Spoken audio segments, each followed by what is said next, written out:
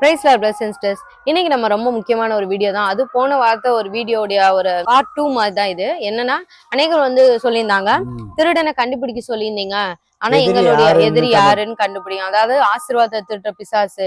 நாங்க கண்டுபிடிச்சிடுறோம், எங்களுக்கு ஒரு க்ளூ கிடைக்குது, ஆனா இதை எப்படி நாங்க திருப்பி அதை வாங்குறது, இதான் எங்களுக்கு டவுட்டா இருக்குன்னு. அதை பத்தி இந்த வீடியோ நம்ம விரிவா பார்க்கலாம்.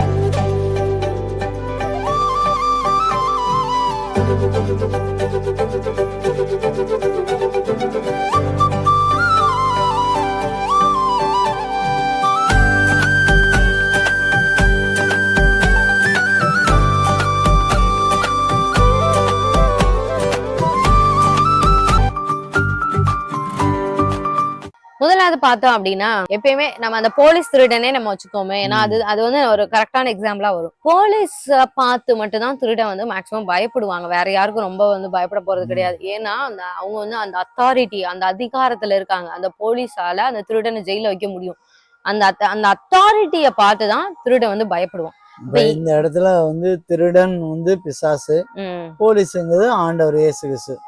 அத அப்படியே வச்சுக்கோங்க. இப்ப ஆண்டவர் நமக்கு அந்த அத்தாரிட்டி எப்ப தர்றாரு அப்படின்னா, யோவான் 1:12 இருக்கு. அவருடைய நாமத்தின் மேல் விசுவாசம் உள்ளவர்களாய் அவரை ஏற்றுக்கொண்டவர்கள் எத்தனை பேர்களோ அத்தனை பேர்களும் தேவனுடைய பிள்ளைகள் ஆகும்படி அவர்களுக்கு அதிகாரம் கொடுத்தார். அத்தனை பேரும் நம்ம ஆண்டவரை நம்ம பண்றதுக்கு, இயேசு நாமத்தை யூஸ் பண்றதுக்கு எல்லாத்துக்கும் அதிகாரம் கொடுத்தார். ஒரு பெரிய கம்பெனினா அந்த கம்பெனில வேலை பார்க்கிற வரைக்கும் தான், அவங்களோட கூட உடன்படிக்கை இருக்கிறது தான் அவங்க இதை யூஸ் பண்ண முடியும். நீங்க வெளியே வந்த பிறகு அதை யூஸ் பண்ண முடியாது. ஏன்னா அடுத்து ரைட்ஸ் போடுவாங்க. அப்படி மீறி ஏதாவது அந்த கம்பெனியை யூஸ் பண்ணி நீங்க ஏதாவது சம்பாதிச்சாலோ மற்ற காரியம் ஏதாவது இல்லீகல் பண்ணாலும் உடனே கேஸ் போட்டு போலீஸ்ல கொடுத்துருவாங்க. ஆனா இயேசு கிறிஸ்து சொல்லிட்டாரு, என்னை விசுவாசிச்சு என்னை ஏற்றுக்கொள்ளவருக்கு என் நாமத்தை முழு பவரை உங்க கையில கொடுத்துறேன் அப்படின்னு சொல்லிட்டாரு. அப்ப நீங்க எந்த சர்ப்பமா இருக்கலாம், ஒரு விக்ரமா இருக்கலாம், செத்த ஆவியா இருக்கலாம், சாபமா இருக்கலாம், உங்களுக்கு அது மேல ஒரு அத்தாரிட்டி இருக்கு. ஏன்னா இயேசு கிறிஸ்துவ நீங்க விசுவாசனால, அவர் ரட்சகரை ஏற்றுக்கொண்டனால, அவர் பிள்ளையா இருக்கனால ஒரு அத்தாரிட்டி இருக்குன்றத நம்ம நம்பணும், புரிஞ்சுக்கணும். ஆமா. ஆதியாகமம் 1:24 இருக்கு. பின்பு தேவன் நமது சாயலாவும் நமது ரூபத்தின்படியும் மனுஷனை உண்டாக்குவோமாக, அவர்கள் சமுத்திரத்தின் மச்சங்களையும் ஆகாயத்து பறவைகளையும் மிருக ஜீவன்களையும் பூமி அனைத்தையும் பூமியின் மேல் ஊறும் சகல பிராணிகளையும் ஆளக்கடவர்கள் என்றார். நமக்கு ஒரு ஆளுமை தர்றதுதான் மனுஷனே ஆண்டவர் படைச்சாரு. அது ஃபர்ஸ்ட் நமக்கு தெரியணும். தெரியல அப்படின்னா பிசாசு ஈஸியா அவன் ரொம்ப ட்ரிக் பண்ணுவான். உனக்கு ஒண்ணுமே இல்ல, உனக்கு அந்த பவரே இல்ல. நான் ஒரு சகோதரன், அண்ணன் தம்பி 2 பேருங்க. அந்த 2 பேருக்கும் தான் அந்த உரிமை இருக்கு. அவங்களுக்கு 2 பேருக்குமே அந்த உரிமை இருக்கு. ஆனா அந்த இளைய சகோதரன் என்ன நினைக்கிறாருன்னா, எங்களுக்கு தெரிஞ்ச சகோதரன், அவர் நினைக்கிறா எனக்கு எந்த பவருமே இல்லை, என்னை யாரும் மதிக்கிறதும் இல்லை அப்படின்னு சொல்லி அவருக்கு அந்த தாழ்வு மனப்பான்மை கொண்டாந்து யாரும் என்னை யூஸ் பண்றதே கிடையாதுன்னு சொல்லி அந்த பகுதியில ஒதுங்கி போறாரு. அது நிமித்தமா பல சண்டை வருது. எங்களை ஒதுக்கிட்டாங்க, என் மனைவியை ஒதுக்கிட்டாங்க, எங்களுக்கு எதுவும் பயன்படுத்த முடியல அப்படின்னு சொல்லி ஒதுக்கி போறாங்க. அது நிமித்தமா பெரிய சண்டை வருது. ஏன்னா அவங்களுக்கும் அந்த பவர் இருக்கு அப்படிங்கிறத அவங்க புரிஞ்சுக்கணும். அது நல்லா புரிஞ்சுக்கணும். இப்ப நமக்கு பிசாசு மேல நமக்கு ஒரு அதிகார அத்தாரிட்டி இருக்கு அப்படின்ற ஒரு கான்பிடென்ட் முதல் நமக்கு வரணும். வந்தா மட்டும்தான் நீங்க எந்த விக்கிரகத்தினாலும் நீங்க எதிர்த்து நிற்க முடியும். இல்லன்னா அத்தாடி பயமா நிறைய பேர் அப்படி சொல்லுவாங்க, சர்ப்பம் என் கனவுல வந்துருச்சு, எனக்கு ரொம்ப பயமா இருக்கு. சர்ப்பத்தை மிதிக்க தானே ஆண்டவர் சொன்னார்ல, சர்ப்பங்களையும் தேள்களையும் நீங்க மிதிப்பீங்கன்னு சொன்னார்ல. அப்ப எதுக்கு நம்ம பயப்படும்? நீங்க பயப்பட அவன் உங்க மேல அத்தாரிட்டி எடுத்துக்கிட்டே தான் இருப்பான். நீங்க இயேசுவின் நாமதான் சர்ப்பங்களையும் தேள்களையும் மிதிக்க தேவன் எனக்கு அதிகாரத்தை காலையில எந்திரிச்சு அந்த சொப்பனம் வருதா, அந்த சொப்பனத்தை கண்டாலும் ஒரு வீடியோ போட்டிருப்போம், அதை கூட நீங்க பாத்துக்காங்க. அதை நீங்க அதிகாரத்தை எடுத்து நீங்க சொல்லணும், எனக்கு உன் மேல அதிகாரம் இருக்கு, நீ யாரு என்னை பயப்படுத்த அப்படின்னு சொல்லி ஃபர்ஸ்ட் அத்தாரிட்டியை நீங்க இது பண்ணணும். அந்த அத்தாரிட்டியில தான் ஃபர்ஸ்ட் ஸ்டெப்பே இருக்கு. அந்த போலீஸ் எதனால அந்த திருடன் இது பண்றாங்கன்னா, அவர் அந்த அத்தாரிட்டியை பார்த்தா அந்த பிசாசு பயப்படும். அப்ப அந்த அத்தாரிட்டியை நமக்கு தெரியலன்னு வைங்களேன், அது கண்டிப்பா நம்ம சட்டை கூட பண்ணாது. ஃபர்ஸ்ட் பாயிண்ட் உங்களுக்கு ஓகே, எனக்கு தெரியும், என் மேல எனக்கு ஆண்டவர் எனக்கு அதிகாரம் தந்திருக்காரு, அந்த விசுவாசம் எல்லாம் எனக்கு இருக்கு. இப்ப நான் அதுக்கடுத்து நான் எப்படி என்கிட்ட பரிச்ச ஆசீர்வாதத்தை நான் பெற்றுக்கொள்றது அப்படின்னா, இப்ப 2வதுக்கு நம்ம போலாம். இதுதான் பிசாசு எப்படி அவன் எப்பயுமே அந்த இன்வெஸ்டிகேஷன் ஒரு இது பண்ணுவாங்க. நீ எதனால எப்படி உள்ள போய் எடுத்த, நீ எந்த வழியில போன, எந்த ரூட்ல போன, எப்படி திருடுன அப்படின்னு சொல்லிட்டு அவங்க இன்வெஸ்டிகேஷன் பண்ணுவாங்க. அதை நம்ம கண்டுபிடிக்கணும். எந்த ரூபத்துல நம்ம ஆசீர்வாதம் திருடு போச்சு, பிசாசு எந்த ரூபத்துல உள்ள நுழைஞ்சான் அப்படிங்கிறத நீங்க ரொம்ப டீப்பா இன்வெஸ்டிகேட் பண்ணும். எப்படி இப்போ ஒரு போலீஸ் வந்து அன்பா சொல்லி பார்ப்பான், அடிச்சு கூட பார்ப்பா இல்லையா, அது மாதிரி எல்லா ரூபத்திலையும் நீங்க வந்து ரொம்ப டீப்பா அதை சிந்திச்சு எதனால இந்த பிசாசு ஆசீர்வாதத்தை நம்மகிட்ட வந்து திருடுனா இந்த ஓட்டை எங்க இருக்குன்னு நம்ம கண்டுபிடிக்கணும். ஓட்ட வழியா இருந்தானா யாரும் அனுப்பி ஒரு நெட்வொர்க்கா செயல்படுறாங்களா, மந்திரத்தினால இருக்கா, இதெல்லாம் நம்ம வந்து நம்மளுடைய பாவத்தினால வருதா.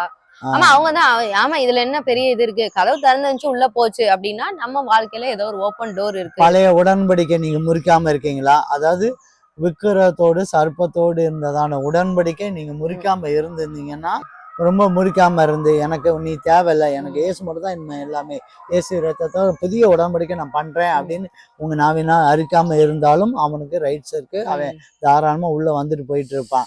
ஒரு முறை ஒரு சகோதரியும் வந்திருந்தாங்க. அப்ப வந்து அது சொன்னது உண்மையா எங்களுக்கே வேடிக்கையா இருந்துச்சு. என்னன்னா, இவ கிறிஸ்தவளா இருந்தாலும் இவ நான் என்னைய பத்தி பெருமையா அவங்க பாட்டிட்டு பேசிட்டு இருந்தால, நல்லா நான் துடிப்பா இருப்பேன்னு சொன்னால, அதனாலதான் இவ வந்த வீட்டுக்கு வெளியே வந்தா நான் ஆப்போசிட்ல வந்தேன், அப்படியே உள்ளுக்குள்ள வந்துட்டேன். சரி நம்மளை பத்தி பெருமையா பேசினால நம்ம வருவோம்னு வந்தேன். பாருங்க கிறிஸ்தவங்களா இப்ப வந்துட்டீங்க, நீங்க 10 வருஷம் 20 வருஷம் வந்திருக்கலாம். நீங்க பழைய இப்ப அதாவது அப்ப அவங்க சகோதரி நாங்க கேட்டோம், நீங்க அப்ப நிப்பாட்டி கேட்டோம், ஏன்னா அப்ப நம்ம பண்ணவே முடியாது டெலிவரன்ஸ், ஏன்னா அது லீகல் ரைட்ஸ் வந்து கேக்குது, அது அறிக்கை இல்லாம நம்ம பண்ணவே முடியாது. அப்ப நாங்க வந்து கேக்குறோம், திருப்பி அவங்கள கொண்டு இது பண்ணி கேக்குறோம் பிரேயர்ல, நீங்க வந்து எதுவும் பெருமையா பேசுனீங்களா உங்க பாட்டி கிட்ட விக்கிரகத்தை பத்தி அப்படின்னு. ஆமா நான் வந்து உங்க பக்கத்துல இருக்கிறத சொல்றாங்க, நான் ரட்சிக்கப்பட்டு இப்ப இந்த ஒரு குறிப்பிட்ட பிரச்சனைனால நிறைய இடத்துக்கு போனோம், அப்ப நானும் என் கணவரும் சரி இப்படி பண்ணதுக்கு நம்ம கோயிலுக்கே போயிருக்கலாமே அப்படின்ற மாதிரி ஒரு வார்த்தை சொல்லிட்டோம். அது மாதிரி ஒரு ஸ்பிரிட்டை பத்தி ஒரு குறிப்பிட்ட இதை பத்தி இது நல்லா துடிப்பா இருக்கும் அப்படின்னு நான் என் பாட்டிட்டு சொன்னேன் அப்படின்னு. அப்ப அது லீகல் ரைட் கேக்குது. அதுக்கப்புறம் நாங்க அவங்க வாயாலே இல்ல ஏசுதான் எனக்கு எல்லாமே, நான் சொன்னேன், நான் வந்து சொன்னது உண்மைதான், ஆனா இப்ப நான் அந்த வார்த்தையை நான் முறிக்கிறேன், அதன் மூலமா நான் உன் கூட வச்சிருந்த உடன்படிக்கை நான் முறிக்கிறேன், ஏசுதான் எனக்கு எல்லாம், அவரை பத்தி தான் நான் இனிமே பெருமையா பேசுவேன் அப்படின்னு அவங்க வாயாலே சொன்னதுக்கு அப்புறம் தான் அது வந்து பேக் வருது, அது போச்சு. அது வரைக்கும் அது ரைட்ஸ் கேக்குது. நாங்க டூர் போகும்போது இந்த கடற்கரை பக்கத்துலாம் சங்கு போட்டுப்பாங்கல்ல, சங்கு, அந்த சங்குல பேர்லாம் எழுதியிருந்தாங்க, ஜாஸ் ஜெமி அப்படின்னு. எங்க அப்பா வந்து ஜாஸ் ஜெமின்னு பேரு. இது ரொம்ப வருஷங்களுக்கு முன்னாடி சின்ன பிள்ளையில வாங்கினது. அது வாங்கி பீரோல வந்து வச்சிருப்பாங்க, எப்பாவது வந்து பார்ப்போம். அது சும்மா அந்த ஒரு கீ செயின்ல இருக்கும், அந்த கீ செயின்ல இருக்க சங்கு. அதை நாங்க யாருமே ரொம்ப பெருசாலாம் நினைச்சது கிடையாது. எப்பாவது பீரோ எடுக்கிறப்ப ஏதாவது பழைய பொருட்கள் பாக்குறப்ப அதை வந்து பார்ப்போம். இந்த பழைய காயின்ஸ் இதெல்லாம் சேர்த்து வைப்போம் பாத்தீங்களா, அந்த மாதிரி சேர்த்து வச்ச பர்ஸ்ல வந்து அது இருந்துச்சு. அப்ப ஒரு நாள் வந்து கனவுல வருது, எங்க கார் முன்னாடி அந்த அந்த இது தொங்குது, அந்த கீ செயின் மாதிரி அந்த சங்கு தொங்குது. அப்ப ஒரு வாய்ஸ் வருது, இந்த காத்து கருப்பு இங்க இருக்குல்ல அப்படின்னு சொல்லிட்டு. அப்புறம் காலையில வந்து எங்க அப்பாட்ட வந்து சொல்றேன், என்னப்பா இப்படி வந்து வருதே, நீ எங்க வாங்குனீங்க, இது எப்ப வாங்குனீங்கன்னா அதுக்கப்புறம் வந்து சொல்றாங்க இந்த மாதிரி ஏதோ ஒரு கடற்கரையில வாங்கினது அப்படின்னு சொல்லிட்டு. அப்புறம் இன்னொரு நாள் ஒரு கனவுல வந்து அந்த ஸ்பிரிட் வந்து வருது, நான் தான் இவனை வாங்கவே வச்சேன், இவன் கண்ணை மறைச்சு, அதாவது அப்ப வந்து ரட்சிக்கப்பட்டுட்டாங்க, இருந்தாலும் அப்ப கண்ணை எப்படியோ மறைச்சு நீ வாங்குன்னு ஏதோ வாங்க வச்சிருக்கு அந்த டைம்ல. அப்புறம் நாங்க ஏசு நாமத்தினால அதை போன்னு சொல்லிட்டு அந்த உடன்படிக்கை முறிச்சு அந்த சங்கையும் தூர போட்டுட்டோம், உடைச்சு தூர போட்டுட்டோம். அதாவது அது சொல்லுது வந்து சங்குங்கிறது அது பிசாசனுடைய அது ஒரு ஆயுதத்துல ஒண்ணு, நிறைய பேர் அது இது பண்றாங்க, ஆயுதத்துல ஒண்ணு. அது ஒரு ஆவி வந்து நம்மளே ஆளுகை செய்து கொண்டிருக்கு, நம்ம இருக்கிற இடத்துல நம்ம போற இடத்துலாம் அது ஒரு ஆளுகை செய்யுது. அதுல நல்லா உற்று பார்த்தோம்னா அந்த சங்குல வந்து 2 மயில் மாதிரியும் இருக்கு. அதனால அதுல நிறைய ஏதோ ஒரு விஷயங்கள் இருக்கு, அது நமக்கு தெரியாது, அது எங்க வாங்கி என்ன செஞ்சு விக்கிறாங்கன்னா தெரியாதுல. அதனாலதான் வாங்குற எல்லா பொருளையும் நம்ம வந்து ப்ரேயர் பண்ணணும், ரொம்ப வந்து ஞானத்தோட வாங்கணும்.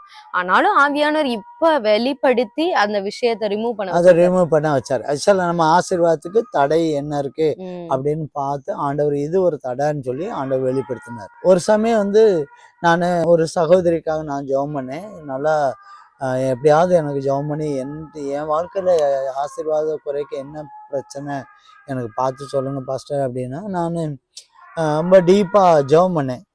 டீப்பா ஜெபம் பண்ணப்ப ஆண்டவர் சொன்னா அவங்க குடும்பத்துல விக்கிரகம் இருக்கு அப்படின்னாங்க. நான் உடனே அவங்கள்ட்ட சொன்னேன், அவங்க வீட்டுக்குள்ள விக்கிரக பொருட்கள் இருக்கு, நீங்க கொஞ்சம் பாடுங்க. அந்த சிஸ்டர்ஸ் அவங்க அம்மாவும் அந்த பிள்ளையும் ஓங்கி சொல்லிச்சு, ஐயா நான் ரட்சிக்கப்பட்ட ஒரு பொருள் கூட கிடையாது. இல்ல பாஸ்டர் நீங்க தப்பா சொல்றீங்க, நீங்க தப்பா சொல்றீங்க அப்படின்னு நான் சொன்னேன், நல்லா யோசிச்சு பாருங்க, ஒரு நாளோ 2 நாளோ நீங்க நல்லா தேடி பாருங்க, ஒரு கால் இருக்கலாம், ஆண்டவர் பொய் சொல்ல மாட்டாரு. நான் இது வரைக்கும் என்கிட்ட அப்படி சொன்னது கிடையாது. அவர் சொன்னா அது அப்படியே நடந்திருக்கு இது வரைக்கும். அதனால நீங்க வந்து பாருங்க அப்படின்னு சொல்லிட்டேன் அப்படின்னு. கரெக்டா மறுநாள் எனக்கு கூப்பிட்டுச்சு, பாஸ்டர் நீ சொன்ன உண்மைதான் பாஸ்டர். நான் பரன்ல கொஞ்சம் நிறைய ஜாமான் வச்சிருந்தேன், கொஞ்சம் எங்க வெள்ளி தட்டுகள்லாம் கொஞ்சம் வச்சிருந்தேன். என் கல்யாணத்துக்கு வந்தப்ப சில வெள்ளி தட்டுகள்லாம் எனக்கு வந்துச்சு பிளேட்ல. அந்த பிளேட்டில் ஒரு விற்கிற படம் ஒன்று இருக்கு. நம்ம அது வெள்ளி தானே இருக்கட்டும் அப்படின்னு சொல்லி நம்ம வச்சுட்டேன். உண்மையிலேயே இத்தனை நாள் வரைக்கும் நான் ரட்சிக்கப்பட்ட பிறகு இத்தனை நாள் வரைக்கும் அந்த விக்கிரகம் எங்க கூட இருக்குன்னு எனக்கே தெரியாது. பாஸ்டருக்கு நான் என்ன பண்ணணும் அப்படின்னா, உடனே அதை ஒரு கடையில போய் கொடுத்து காசாக்கி முடிஞ்சா அது உங்களுக்கு விருப்பம் இருந்ததுன்னா அது காணிக்கை நீங்க ஊழியத்துக்கு கொடுத்துருங்க, இல்லைன்னா நீங்க வேற ஏதோ ஒரு யூஸ் பண்ணிக்காங்க அப்படின்னு சொல்லி நான் அந்த கருத்தை நான் சொல்லி முடிச்சிட்டேன். இன்னொரு முறை ஒண்ணு சொன்னா நீங்க வந்து ஆச்சரியப்படுவீங்க. ஒரு முறை எனக்கே வந்து ஒரு முறை கனவு வந்துச்சு. என்னன்னா, அதாவது ஒரு இன்ஸ்டியூட்ல நான் படிச்ச இன்ஸ்டியூட் தான். அங்க வந்து எல்லாருக்குமே வந்து ஐடி கார்டு வந்து இஷ்யூ பண்றாங்க. அப்ப கொடுக்கும்போது அது வந்து எல்லாரும் கழுத்துல வந்து போடுறாங்க. ஆனா அது போட்டதுக்கு அப்புறம் ஒரு உருளையா அந்த உத்திராட்ச மாலைன்னு சொல்லுவாங்களா, அந்த மாதிரி ஒயிட் கலர்ல ஒரு மாலையாவோ ஏதோ ஒரு மாலையா கன்வெர்ட் ஆயிடுச்சு. ஏன் கழுத்துலயும் போடுறாங்க, அது மாலையாவே இருக்கு. அப்ப நான் காலையில முழிச்சதுக்கு அப்புறம் ஆவியானவர் பேசுறாரு, நீ படிச்ச ஒரு ஐடி கார்டு வந்து உன்கிட்ட இருக்கு, அதுல ஒரு செத்தா வேண்டிய கிரியை இருக்கு அப்படின்னு சொன்னாரு. அப்ப நான் வீட்டுல வந்து வேகமா வந்து பாக்கேன், அந்த ஐடி கார்டு ஓரத்துல வந்து இருக்கு. அது வந்து எனக்கு இப்ப தேவையே கிடையாது அந்த ஐடி கார்டு, நான் அதை எடுத்து எப்போ தூர போட்டிருக்கலாம். ஆனா அந்த ஸ்பிரிட் கூட நம்ம வாழ்க்கையில ஏதோ ஒரு விஷயத்த வந்து கிரியேட் பண்ணிருக்குன்னு சொல்லிட்டு ஆண்டவர் வெளிப்படுத்தினால அந்த ஐடி கார்டு. ஐடி கார்டு நீங்க போடக்கூடாதா, நாங்க வேலை பார்க்குற இடத்துல போடக்கூடாதா, படிக்கும் போது போடக்கூடாதா அப்படின்னா போடலாம். நல்லா ஜெபம் பண்ணிட்டு ஆண்டவர் இடத்த தெளிக்கிறேன், இந்த இடத்த தெளிக்கிறேன், இது நிமித்தமா அந்த ஸ்கூல்ல இருக்கதான எந்த விக்கிரத்தோடும் இந்த ஆவியோடு எனக்கு எந்த பங்கும் கிடையாது. நான் இயேசுவோடு பிள்ளை, இயேசுவோட உடன்படிக்கை பண்ணிக்கேன், இதுக்கு எனக்கு சம்மந்தம் கிடையாது. நான் படிக்கிறதுனால கொஞ்ச நாள் நான் வச்சிருக்கேன், அவ்வளவுதான். அதான் ரொம்ப தெளிவுபடுத்திக்கணும். முக்கியமா ஆவியானவர் இந்த மாதிரி சொப்பனத்திலயோ இது வார்த்தையிலயோ ஒரு வெளிப்பாடு வந்துச்சுன்னா அதை நம்ம சீரியஸா எடுத்து நம்ம கண்டிப்பா பண்ணணும். ஏன்னா அதுல ஏதோ ஒரு ரகசியம் இருக்கு, இருந்தனால்தான் ஆண்டவர் நமக்கு வெளிப்படுத்துறாரு. நார்மலா கூட ஐடி கார்டு கொடுத்துருக்கலாம் மத்த இன்ஸ்டியூட்ல, இவங்க வந்து ஸ்பெசிபிக்கா ஏதோ ஒண்ணு நல்ல பூஜை பண்ணி அத நம்ம இதுலயே வந்துச்சு. எப்படின்னா, அதாவது இந்த பிள்ளைங்களுடைய பெருமை எல்லாம் தனிப்பட்ட முறையில இந்த பிள்ளைய எவ்வளவு பெருமையா சாதிச்சாலும் அது வந்து யாருக்கு போய் கன்வெர்ட் ஆகணும், அந்த படிச்ச காலேஜுக்கு போய் சேரணும். நான் அந்த காலேஜை படிச்சேங்க, அதுதான் அதனாலதாங்க எனக்கு கிடைச்சது, எனக்கு இவ்வளவு தூரம் வந்தது அப்படின்னு இவங்க தனிப்பட்ட முறையில உழைச்சு சம்பாரிச்ச காசு, பெருமைகள், மகிமை, கனம் எல்லாமே யார் கைக்கு போறோம்னா அந்த காலேஜுக்கு போயிடணும். காலேஜ்லயும் குறிப்பிட்டு அந்த ஒரு செத்த ஆவி அந்த அந்த இதுக்கு வச்சிருக்காங்க. உனக்குதான் வரும். ஆமா, அந்த ஆவியை வச்சு அவங்க ஃபவுண்டரோட முன்னோர்கள் அப்படி வச்சனால அந்த இதான் ஆண்டவர் வந்து வெளிப்படுத்தினாங்க. ஏன்னா நம்மளை பொறுத்தவரைக்கும் நம்மளுடைய கனம் பெருமை எல்லாமே இயேசு கிறிஸ்து அப்படின்னு தான் நம்ம சொல்லுவோம். இயேசு கிறிஸ்து ஆண்டவரே என்னுடைய பெருமை எல்லாம் உங்களுக்கு தான் சொல்லும் போது அந்த ஸ்பிரிட் வந்து அட்டாக் பண்ணுது. அப்ப அது எதனால அட்டாக் பண்ணா, என் பீரோல இருக்கனால தான் அது அட்டாக் பண்ணுது. அதனால அதையும் தூக்கி ப்ரேயர் பண்ணி ஆண்டவர் வந்து போட சொன்னாரு, அதை போட்டாச்சு. இந்த மாதிரிதான் இது வந்து ஒரு சின்ன சின்ன எக்ஸாம்பிள்ஸ் நாங்க சொல்றோம். இப்போ ஒரு சாபம் உங்களுக்கு இருக்கலாம், நீங்க அநேகர் வந்து முன்னோர்கள் நிறைய தப்பு பண்ணியிருக்காங்க, அதெல்லாம் நம்ம வந்து ஆராய்ஞ்சு பார்த்தாதான் தெரியுது. ஆராய்ஞ்சு பார்த்து அந்த சாபத்தை இயேசு கிறிஸ்து கலாத்தியர் 3:13 இருக்கு, இயேசு கிறிஸ்து எனக்கா சாபம் ஆயிட்டான்னு சொல்லி நீங்க அந்த பிசாசு வாழ்த்துன்னு சொல்லணும். அதாவது ஒரு இமேஜின் பண்ணிக்கோங்க, எப்படி இயேசு கிறிஸ்து பார்த்தல, ஆனா இயேசு கிறிஸ்து இருக்கிற மாதிரி நம்ம இப்ப விசுவாசிச்சு நம்ம பேசுறோம். இயேசு கிறிஸ்து எனக்கா சாபம் ஆயிட்டாரு, எனக்கு நான் எந்த சாபமும் தேவையில்லை, என்னுடைய சாபத்துக்காக அவர் வந்து சுமந்துட்டாரு அப்படின்னு நாவினால் அறிக்கையிடும். அதாவது அந்த லீகல் ரைட்ஸ் அந்த பிசாசு எடுத்தது பாத்தீங்களா, அதுல முன்னோர்கள், உங்க முன்னோர்கள், உங்க அம்மா அப்பா முன்னோர்கள், அப்பா அம்மா முன்னோர்கள், நான் கணவர் முன்னோர்கள், இது எல்லாத்தையும் பேர் கூட வச்சு இந்த சாபங்கள் எனக்கோ என் கணவருக்கோ என் பிள்ளைகளுக்கோ வரக்கூடாது அப்படிங்கறத நீங்க அறிக்கையிடணும். இந்த செகண்ட் ஸ்டெப் நம்ம இது பண்ணும் போதே நம்ம ஒரு லெவலுக்கு வந்துருவோம். ஒரு சில பேர் இப்ப சாபம் வந்து உலகத்துல எல்லாம் எப்படி பண்றாங்கன்னா, இப்ப தாத்தா மூலமா சாபம் தான் அப்படின்னு நாங்க சொன்னோம், தாத்தா வேஷ்டியை கொண்டு வாங்க, தாத்தாவுடைய ட்ரெஸ்ஸை கொண்டு வாங்க, நாங்க சாபம் கழிக்கிறோம் அப்படின்னு சொல்லி எல்லாம் இது பண்றாங்க. அது வந்து அது சும்மாதான் சொல்லுவாங்க, ஆனா சாபம் போகாது. இயேசு கிறிஸ்துக்கு மட்டும்தான் அந்த உரிமை இருக்கு, பவர் இருக்கு. அவரு மட்டும்தான் சாபத்தை ஆசீர்வாதமா மாற்ற முடியும். அதுக்காக தான் அடிக்கப்பட்டார், சாபத்தை சுமந்து ரத்தம் சிந்தி நம்மளை மீட்டெடுத்தார். அதனாலதான் அப்படிதான் சாபம் இயேசு கிறிஸ்துவால மட்டும்தான் உங்க சாபம் மாறும். அதை நீங்க விசுவாசிக்கணும், அந்த வசனத்தையும் நீங்க அறிக்கை பண்ணுங்க.